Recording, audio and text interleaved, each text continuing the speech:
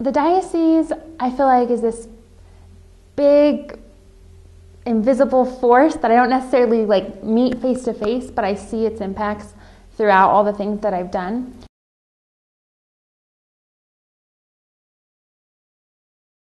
But I think it's pretty amazing that the diocese does as much as it does for the Newman Center or the churches, but it never asks for, I guess, praise or attention from it. It's just there for support.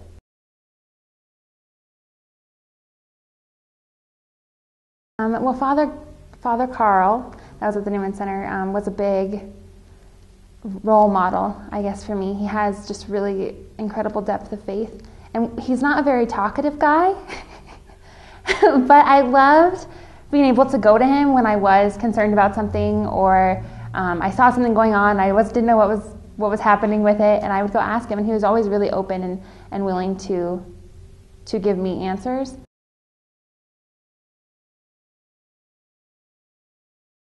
But he also is just this quiet and wise guy. Sometimes I would hear his homilies and I'd be like, oh.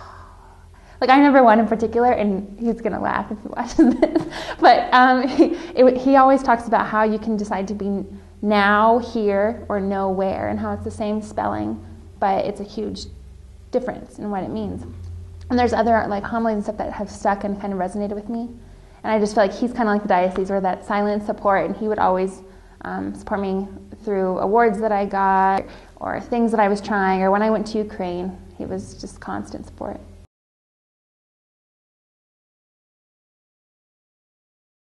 And then Father Bill, it was funny when he first got there, because I really loved Father Ray, and I was kind of like, okay, I'm glad you're here, but I wish Father Ray was still here.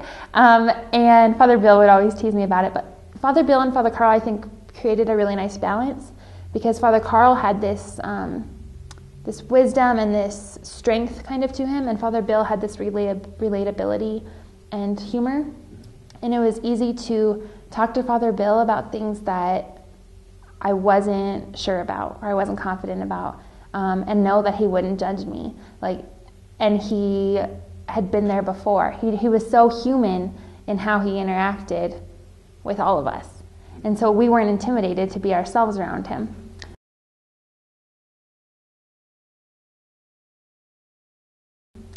Which I think was a new thing for me to see.